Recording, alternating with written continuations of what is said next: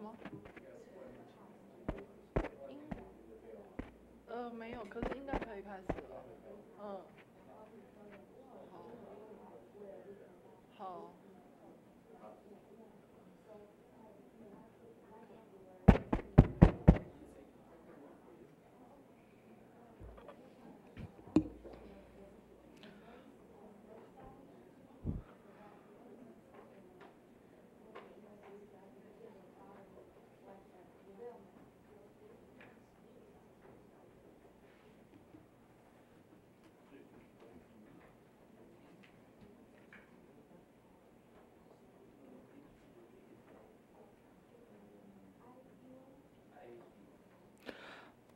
Welcome back to the last session.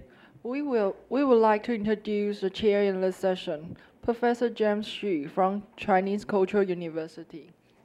Welcome, Professor Xu.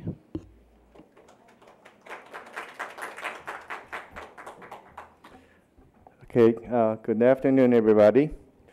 I think this is the last session of the whole day conference, or actually it's 5 or 4 days from this Tuesday, from TELDEP to today. So this session, we are very honored to invite Dr. Holly Ritchie from Johns Hopkins University to give us a talk about the Renaissance. I'm not sure about the second word, I must say it right. Renaissance redux. Are we living in a time of cultural mutation? And if so, what does that mean? And Dr. Ritchie, I met her about 2 years ago in MCN Austin. At that time, I heard her talk about new media. I already think about, at that moment, I thought that's a great talk. Someday, I would like to invite her to come to Taiwan to give a talk. So here we are today.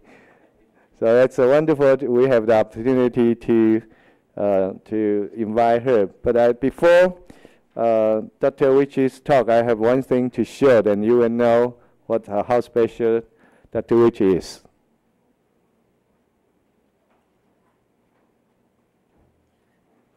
I think there's a brilliant career for 25 years in museum of Dr. Ritchie. But there's one thing I want to point it out. This is a Horizon report I got last year. And Dr. Ritchie was the major contributor to this Horizon report. And if you are interested to this report, you're welcome to come over and take a look. This is very valuable and a lot of information. It's very good for museum, so for new media. Another reference, I think you can find Dr. Ritchie's biograph in this proceeding. And now let's welcome Dr. Ritchie.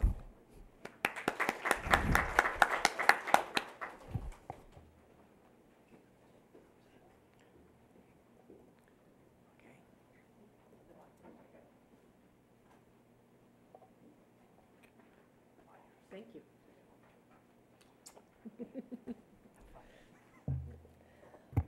I apologize. I'm not going to speak in Mandarin today, but Sophie Chen says she's going to teach me Mandarin tomorrow.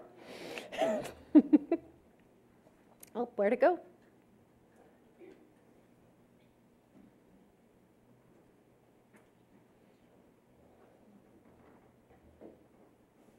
Oh, it was me. It was me and my coffee.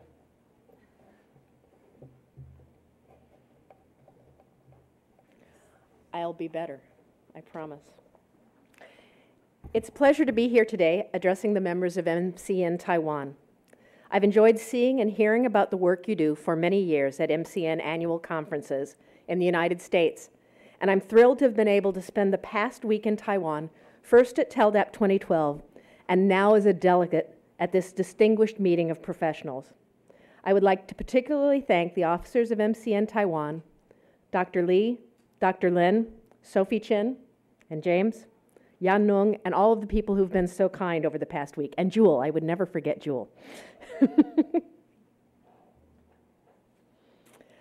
I've been a practicing museum technologist for the past 15 years, but recently I've returned, at least in part, to my original career path, art history.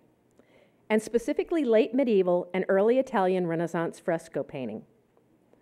My undergraduate degrees are in political science and philosophy along with art history, and my interest in frescoes, despite the lovely images on the screen, is more about the ideas behind 14th and 15th century fresco cycles, the large works created for public spaces, religious and political.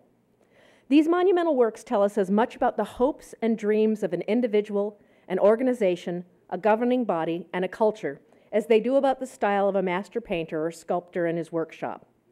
They speak to the heroic ideals of society. All fields have their heroes. Some of the heroes and heroines of museum technology are sitting right here in this room, or have been delegates or guest speakers at MCN Taiwan meetings in the past. You may recognize a few of these faces. They are some of my heroes in the museum technology field. Smart people, dedicated to their jobs, and passionate about museums, just like all of you here today. A rereading of one of my art history heroes today prompted these remarks. The man on the left in the funny Rembrandt collar is Erwin Panofsky, a German-born art historian who came to the United States in the 1930s and stayed to escape persecution by the Nazis. He taught at New York City and Harvard and was invited as one of the founding faculty members of the Princeton Institute for Advanced Study. Many of his books and articles are still required reading about art history classes around the world. A pivotal work for my field, written in the 1950s and published in 1960, is entitled Renaissance and Renaissances in Western Art. Panofsky asked and then answered the question, what made the 14th and 15th century a Renaissance with a capital R? A Renaissance occurs, Panofsky wrote, when individuals build on the work of the past to develop new tools and technologies that result in an intense and widespread intellectual and creative vigor. He describes this as a period of cultural mutation. And because I like to talk about art history, I brought a couple of examples. I brought 4 examples of Renaissance art history. Masaccio, working in the church of Santa Maria del Carmine in Florence, filled a chapel with images outlining connections between Old Testament and New Testament stories. And along the way, and in the same space, he provided a biblical precedent for the first modern income tax and perfected one-point perspective. Architect Filippo Brunelleschi comes to the rescue of the Florentine government and designs the first fully domed monumental architectural space in Western Europe since antiquity. His project enabled the completion of a civic project that had been anticipated and planned for by more than 5 generations of Florentines. Benozzo Gozzoli painted a private chapel in the Medici Palace with scenes from the Epiphany story, the Adoration of the Three Kings. The retinues of the Three Kings are packed with members of the Medici family, their friends and supporters. And Penturicchio's frescoes cycles in the Piccolomini Library in Siena and the Church of Araceli in Rome glorify living figures, the famous, the heroes of the day, and serve as sharp reminders of the contentiousness of political life. These painted cycles, along with monumental works of well-known sculptors like Donatello, Ghiberti, Verrocchio, and Michelangelo, were viewed as a cultural reinvention of the ideas of antiquity that went a step beyond. Events that shaped Florence in the 14th, 15th, and 16th centuries changed the face of Western civilization. Merchants and artists, poets and priests, princes and politicians and musicians came together in a relatively small town by today's standards. Renaissance Florence had around 50,000 people. And yet their names and their works and their ideas are familiar to all of us. Cosimo de' Medici, Donatello, Leonardo, Michelangelo, Dante, Petrarch, and Boccaccio, Machiavelli, and Michelangelo. Their achievements, though relatively new when measured against the great achievements of China and Taiwan, have stood the test of time.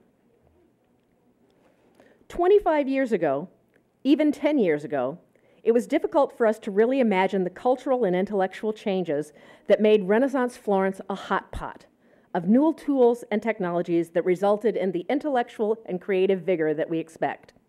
We were able to read about those events 25 years ago, but the ideological ferment seems somehow remote from our own time. Today, in 2012, we seem to be at the beginning, middle, or some might say the end of a renaissance, fueled by new technologies. Digital media tools and technologies, e-learning environments, social media, social networking sites all create opportunities for the exchange of rich content, allowing for enlightened discourse and knowledge exchange. We hope to, and we are expected to accomplish great things with our new tools. While we cannot predict the future, I think it's worthwhile to ask the question and consider the answer. Are we, and now I'm speaking directly to you museum professionals, are we living in a time of cultural mutation that will be viewed by future generations as a 21st century renaissance? Or will we be known as the generation of museum professionals who squandered our scarce resources, money, manpower, and time, playing with tools and technologies that quickly became obsolete and regarded as the generations who invented and reinvented the wheel, taking more from our institutions than we gave back? Did we create noise when we should have been creating music?